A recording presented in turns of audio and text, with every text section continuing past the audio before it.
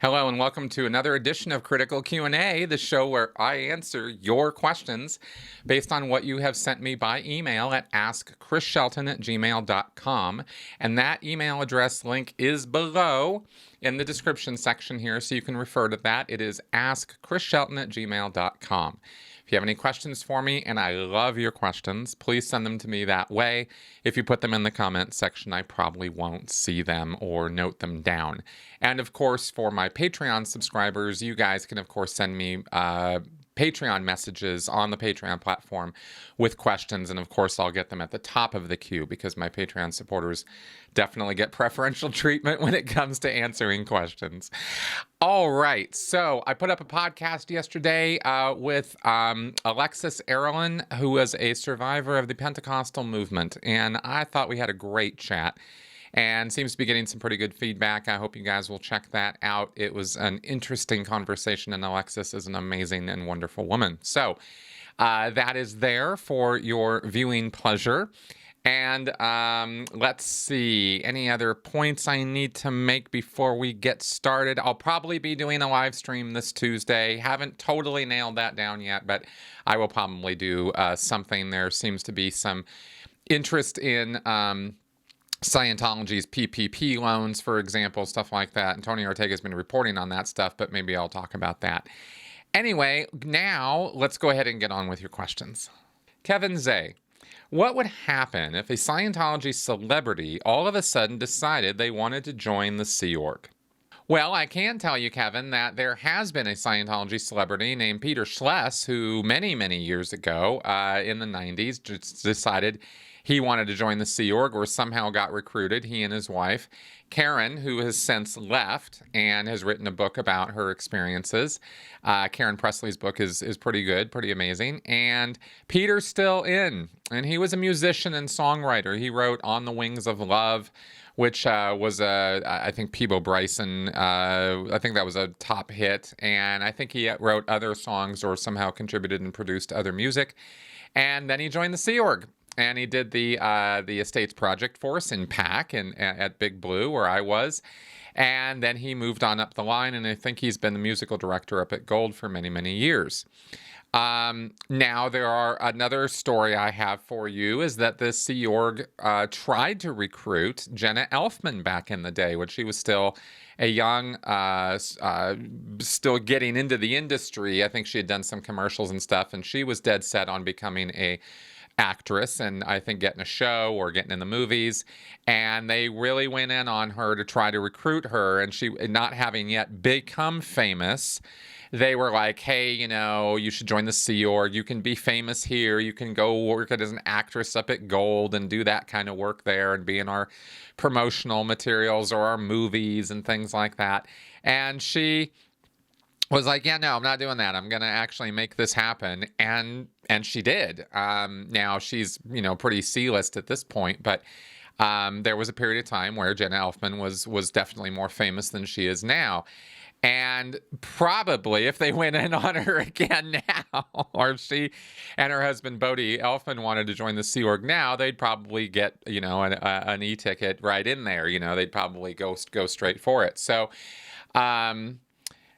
I guess it depends a little bit on, who the celebrity is and what good Scientology might see from them as to whether it would be better for them to be in the Sea Org or be better outside the Sea Org.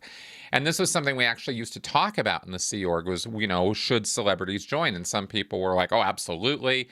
They can do hella more good in the Sea Org, no matter what they're doing, than they could as a celebrity. And other people have the view that, yeah, no, of course not. They can disseminate and propagate and, promote Scientology way better as famous celebrities than they could within the Sea Org as, say, somebody working in the galley or somebody even, on the phones doing call-in or an auditor or course supervisor or whatever. So people had differing ideas about this. There was never really any particular set policy on the issue that I saw, except I could be wrong about this. There might have been policy that said don't recruit celebrities, but I didn't see that in writing that I remember. And like I said, Peter Schless was very clearly and definitely a celebrity, and he joined. But I think the people who get into the movies or get on public, on the airwaves in some significant fashion are probably left alone. But if they wanted to join the Sea Org, I don't know. If Tom Cruise wanted to join the Sea Org, I'm pretty sure David Miscavige would try to talk him out of it. But I can't really see Cruise wanting to join the Sea Org either. Same with Travolta. I don't know if one day, Michael Pena woke up and was like, you know what? I need to take full responsibility. I'm going to join the Sea Org. They might let him. Stranger things have happened.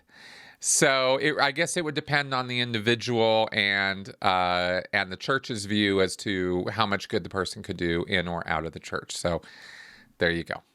PZ. I've seen a number of recordings online, some secretly done, of various Scientology get-togethers where Miscavige does his thing on an elaborately themed stage area. His phraseology is cleverly put together to obfuscate, with twists and turns to the effect that he speaks an awful lot but actually says very little. That is a very clever skill. I wonder who is the real brains behind it and the author of his speeches. However, my question is about the audience. How come they fall for the same stuff every year? If you thought last year was brilliant, well, next year we go global. He said that last time. It's the same message as last year. Yeah, it can be a little annoying watching that sort of thing. But keep in mind also that Scientology, there's just a rotating door here of Scientology membership as well. Not that they're getting lots and lots of new members in, which is why they're kind of shrinking, but they are constantly recovering people from the past and getting them back in as new people are leaving in larger numbers. So the effectiveness of Miscavige's speech talking and rapid fire delivery and, charts that have no numbers connected with them, but they all go up, up, up, up, up, and that kind of thing actually is being seen through by a number of Scientologists who also, for many, many years, back to the 90s, Scientologists were really getting fed up with having to go to all these events all the time. And that's what they're called, is events, or these get-togethers you refer to. And these are probably 7-8 times a year. Miscavige puts these on.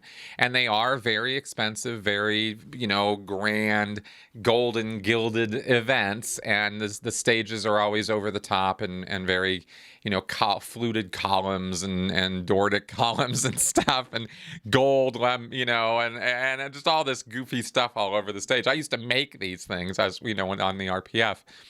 We'd have to drag these big styrofoam columns out of storage and patch them up and repaint them for the current set design, and we would reuse these things over and over again. They actually have a storage space under the Shrine Auditorium for Scientology's stage setups. And we'd have to paint the floorboards and all that kind of stuff. So anyway, very, very gaudy, gilded affairs. And that's all according to what Miscavige personally wants. He has a final design approval on all this stuff, as well as you ask, well, who's writing his scripts? Well, this is a man named Dan Sherman.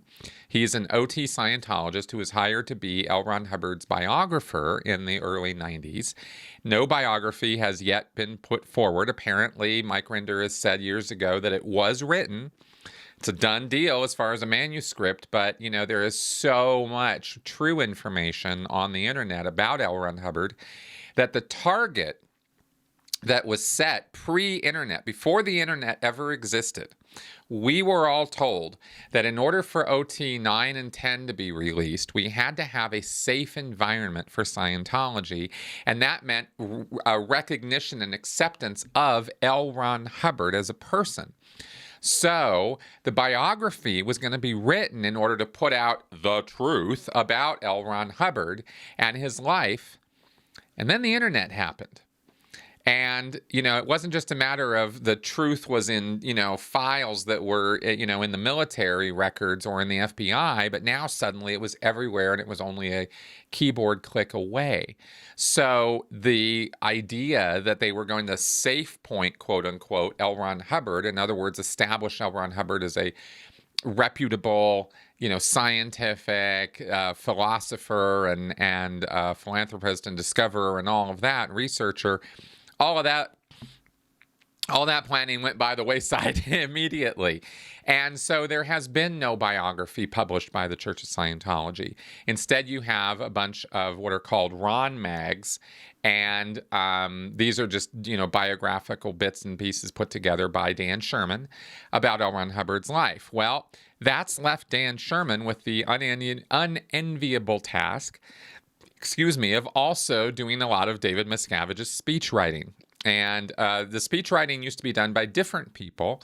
And I think Sherman's pretty much the sole heir to that thankless task now.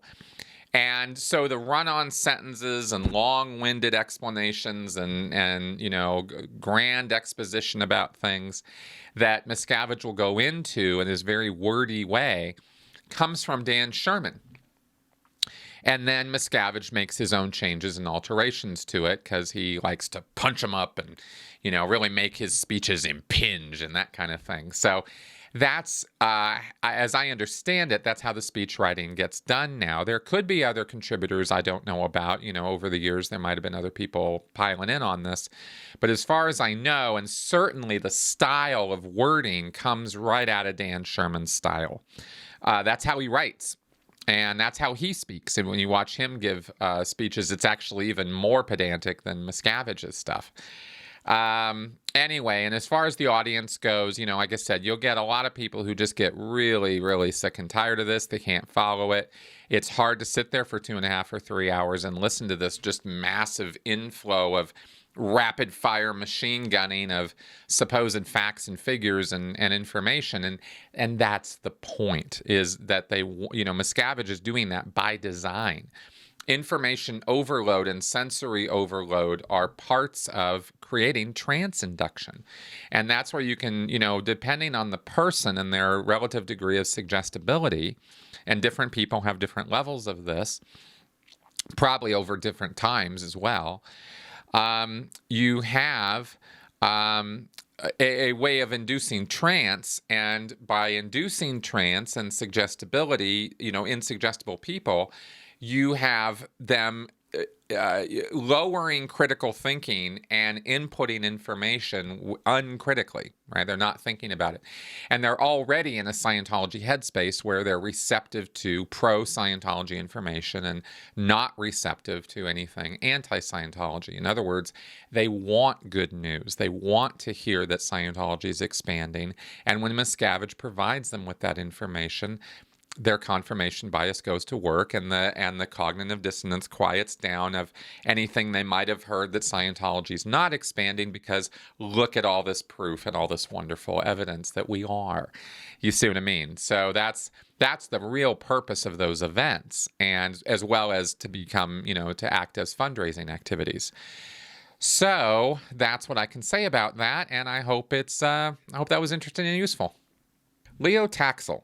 Can you elaborate on some Scientology conspiracy theories? Internal ones like the IRS takeover, and external such as Hubbard's bankers. Okay, well, I'll comment on these two, and let's see where that goes. In terms of the IRS conspiracy theory, this is, like you mentioned, sort of a internal one. I guess by that, yeah, I'm not really sure exactly what you mean by internal, but how I interpret that is the IRS takeover is an outside of Scientology conspiracy theory. Within the world of Scientology, there's no conspiracy theory connected with their tax exemption. The IRS finally reviewed the matter and did the right thing. That's what Scientologists think about it. But outside the church, there's this idea that the IRS commissioner was blackmailed by Miscavige and Marty Rathbun, who went into his office and had some long talk with him. And I forget the guy's name, Jeffrey something, I think. But anyway, they went in, had this meeting. And I have said in my book and on video that I don't believe that they tried to blackmail him in terms of a personal level of blackmail. I don't think they dug up some dirt on the IRS commissioner and then threatened to release it if he wouldn't give them tax exemption. I think it was a bit more easy and obvious than that, where they brought thousands of lawsuits against individual IRS agents. They had a years-long PR campaign going against the IRS. Miscavige literally made a video endorsing CATS, the Citizens for an Alternative Tax System, which was an idea being put forward originally not by Scientologists, but the church glommed onto this while they were doing their anti-IRS campaign in the late 1980s. And they were pushing for a value-added tax system to take over or replace the income tax system of the United States. Not really a very viable or realistic idea, but at the time when the IRS was getting trounced in the media, there were Senate investigations because of this. Scientology's Freedom Magazine was posting monthly articles about abusive IRS agents beating up on people and abusing them over their taxes, which were all true enough. And they were really lambasting the IRS in the public eye. And the IRS knew where this was coming from, and they knew that they were in a full-on war, and they were doing their part to try to, maintain that Scientology did not deserve tax exemption. But this battle started really wearing down their resources. So anyway, I think that's all I need to say on that for this answer here. Like I said, I've laid it all out in detail in my book, so you can check that out. But there's really there was no necessary, it wasn't necessary that they blackmail the IRS commissioner with personal dirt. They had this whole, offensive that they were doing. And when I said it went on for years, because Scientology knew that if they didn't get that tax exemption, it was game over for them. And that was why they fought with every resource they had. So then, as far as commenting on the external conspiracy theories, all right, now I've made videos about this. I've gone into real detail about how the conspiracy theories within Scientology work, but I thought for this time, since we're taking it up in a Q&A show, I would actually just read to you from the scriptures like I did last week with some of the LGBT stuff. I thought, let me just give it to you straight from L. Ron Hubbard, and you can get where this conspiracy mindset comes from, because it comes from the very top. And here is what L. Ron Hubbard said in a lecture he gave, or a briefing really, called RJ 67, or Ron's Journal 67. And if I remember right, this was first published in 20 September 1967. And I've highlighted an applicable portion here. Hubbard goes on, in this lecture is where he first publicly announces the Sea Organization as an entity. He says, hey, I've been out on these boats. I've got these OTs with me. We are doing the Sea Project, or Sea Organization. And I thought I'd tell everybody in the world here what's up. And this is the first time that a lot of people had heard from Hubbard in over a year. Most of 1967 and the later part of 66, Hubbard had turned stuff over, gone off on these boats with this select group of people, and nobody heard from him or even knew where he was. So this briefing was the first sort of, hey, I'm here, and here's what's going on. And then he drops this bomb about how the Scientology had been being fought by governments for years, and he talks about in 1966, he had gone to South Africa, and he went down there to see if they might find an alternate safe place for Scientology down in Africa, since he'd already fled from the United States and now was getting, the boot from the UK. There was a ban on Scientologists going into the country, and there was all kinds of government trouble. So he goes down to South Africa. Well, he's only down there for a little bit before he gets his visa revoked, and he's getting in trouble with the local authorities, and they didn't want him down there, and he got kicked out. So here's what he says.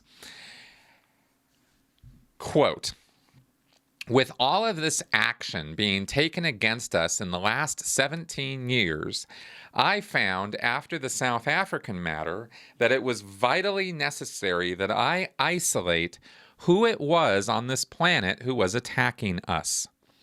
The attacks were always of the same pattern. They always followed the same newspaper routes. They always used the same type of parliamentary member. And I thought that I had better look into this very thoroughly. The organization, under the direction of Mary Sue, employed, and actually had employed earlier than I had returned from Southern Africa, employed several professional intelligence agents who had long and successful professional backgrounds, and they looked into this matter for us, and the results of their activities, although still in progress, have told us all that we needed to know with regard to any enemy we had on this planet. Our enemies on this planet are less than 12 men. They are members of the Bank of England and other higher financial circles. They own and control newspaper chains, and they are, oddly enough, directors in all the mental health groups in the world which have sprung up. Now, these chaps are very interesting fellows. They have fantastically corrupt backgrounds, illegitimate children, government graft, a very unsavory lot. And they apparently, sometime in the rather distant past, had determined on a course of action. Being in control of most of the gold supplies of the planet, they entered upon a program of bringing every government to bankruptcy and under their thumb, so that no government would be able to act politically without their permission. The rest of their apparent program was to use mental health, which is to say psychiatric electric shock and prefrontal lobotomy, to remove from their path any political dissenters. They were the people behind the Siberia Bill, which almost passed the House of Representatives in the United States, and did pass, if I remember rightly, the Senate, which gave the power to any governor of any state in the United States simply to pick up anyone on the street and send him to Alaska.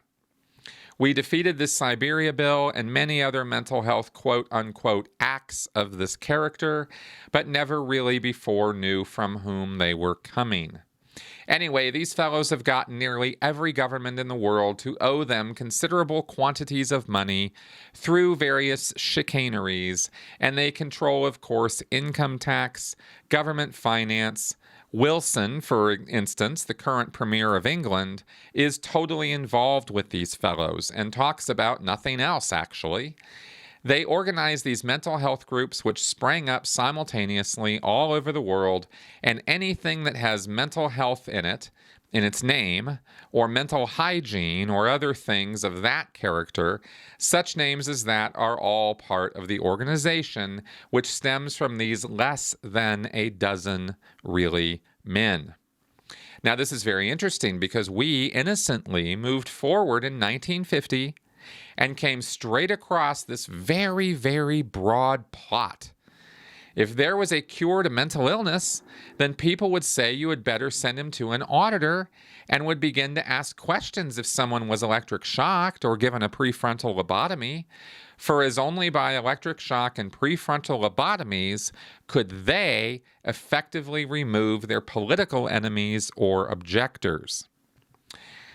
And he says a little bit more about how crazy these guys are, and he says here, I'll leave with this last paragraph. They have failed in nearly every part of their mission except this one of making every government bankrupt and owe them fantastic sums. Now, these chaps control newspaper chains through one of their number. I don't know if it's Sir, but it's Cecil King. And these newspaper chains go down into Southern Africa, they go into Australia, they go into, of course, all parts of the world, and this newspaper chain was what was being used to give us a bad name. It was very interesting that the only effort they only ever made was simply to discredit us. That is what they could be counted upon to do, simply discredit us and discredit the workability. There is no faintest doubt in their minds that our technology does work, because many other such activities as Subud and so forth have gone on unmolested by them. It is the only intensely workable technology of Scientology which has attracted their ire. Okay, end quote. So you pretty much see the bones, the framework of the conspiracy laid out for you there. It is the bankers, it is psychiatry, it is they who control and own governments by bankrupting them and loaning them money, I suppose. So this, of course, brings in the IMF, the International Monetary Fund, and this quickly connects dots to the Rockefellers and the Rothschilds, and to the various organizations that, the Bilderbergers and these sort of trilateral commission, these famous early 1970 groups that everybody was, none dare call it conspiracy. Well, Hubbard did dare to call it conspiracy before that book was even published, and he fed this line to Scientologists that this Siberia bill, for example, if you were wondering what that was about, it was Hubbard's misinterpretation and hysteria, really, about a bill that meant to create some mental health facilities up in Alaska. And instead, they interpreted this to mean, as you read there, as I read to you, any governor of any state could simply grab anybody off the street and send them to up to Alaska, when they'll never be heard from again, and this kind of nonsense. Hubbard loved this crap. And in fact, I talked about the Ron magazines in the last question. Well, here is one of them. This is a hardback version of Ron, the Freedom Fighter, articles and essays. And this is a pretty thick manuscript here, and it is chock-a-block full of articles that Hubbard wrote, most of them in the late 1960s. Which created the Freedom magazine, which was a publication of Scientology, of the Office of Special Affairs. And he forwards a lot more of this conspiratorial type thinking in his articles that he wrote and essays he wrote for Freedom magazine in this book. So if you're really, really curious about it, then, get a copy of this thing and read it, and you'll get exactly how far down the rabbit hole Hubbard's thinking goes. And he brings all the Scientologists along with him who have any interest in this stuff, and quite a few of them do. Not everybody, by a long shot. There are many, many Scientologists who don't care at all about this stuff. But all Scientologists pretty much are going to hear RJ67 at least at one point. And many of the essays and articles in the Freedom magazine or in the Freedom Fighter Ron magazine are things that, our Scientologists are encouraged to read. So it's easy to, get exposure to this information as a Scientologist and start going down the conspiracy mind trap, the little mind virus that is conspiracy theories. It's not that all the things that Hubbard talks about are all false. That's the thing about conspiracy theories that are so insidious, is some of the facts that are brought up are true facts. Some of the conclusions are true conclusions, but often many of the facts, while they might be true, don't logically lead to the conclusions that the conspiracy theorists are making. And that's where you see all the logical fallacies and pitfalls of going down the Alex Jones, David Icke rabbit holes. It's not like everything they say is wrong and false. It's that their conclusions are usually, kind of crazy because they connect dots that don't connect and things like that. Hubbard was the original conspiracy theorist on this stuff. I mean, he predates Jones, Icke, none dare call it conspiracy, a lot of this stuff. He's obviously not the first conspiracy theorist, but as far as the world of Scientology goes, he was definitely a trendsetter on that. So that's where the Scientology mindset is. That's why, and I hope that answered that question a bit. Yusuf, what's your take on the alt-right movement? Would you say it's mutating into cultist-like behavior? On that note, what's your take on Stefan Molyneux?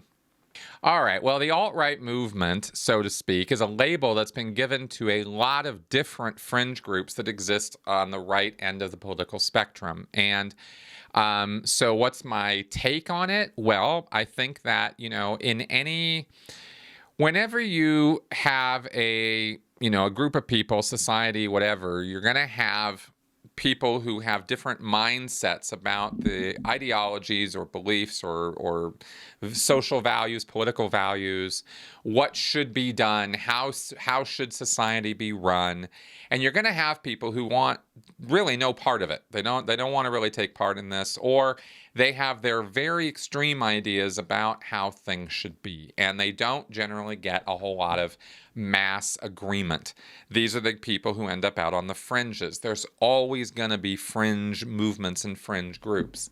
In the case of the alt-right, you have, for example, neo-Nazis or white supremacists, and there are many, many, many of these groups. I mean, we've done podcasts about how, there are even KKK. If you listen to Daryl Davis, you'll find out that the KKK is not even one big monolithic unified, group of people.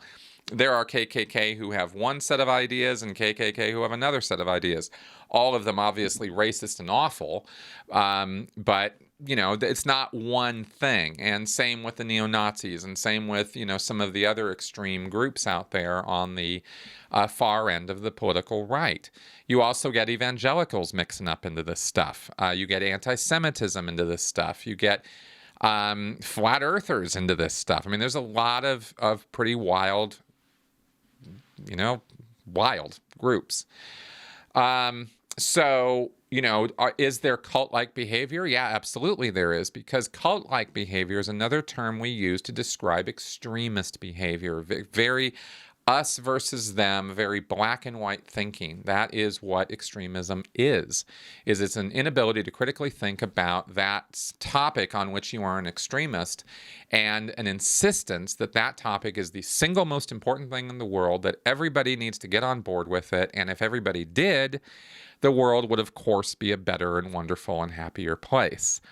Which, of course, is just not true, because the variety is truly the spice of life, and we're never all going to be on the same page about anything.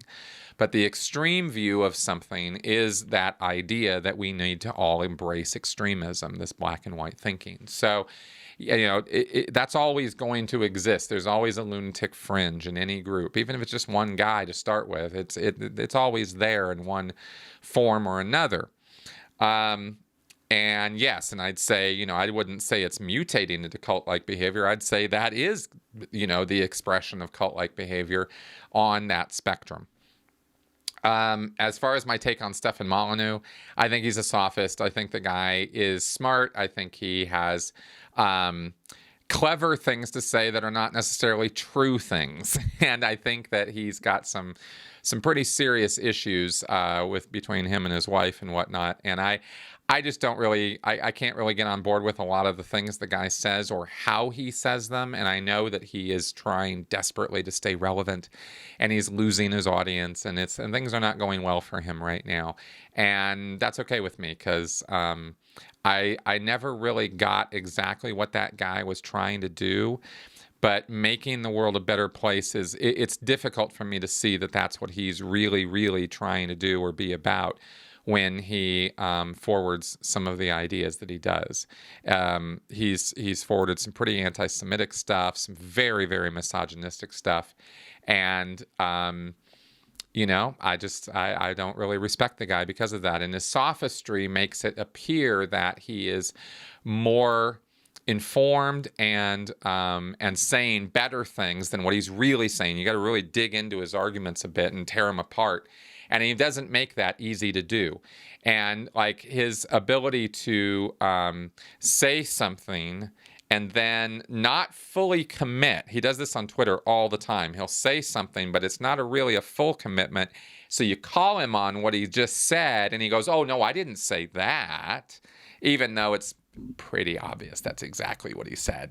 This kind of nonsense and doublespeak doesn't do well for him in forwarding his case. It'd be a lot easier and simpler if he would just say what he meant and stand by it without having to engage in a lot of what appear to be bad faith arguments. Whether they are bad faith arguments or not, I can't say for sure. I can't mind read the guy, but that's where I see Stefan Molyneux.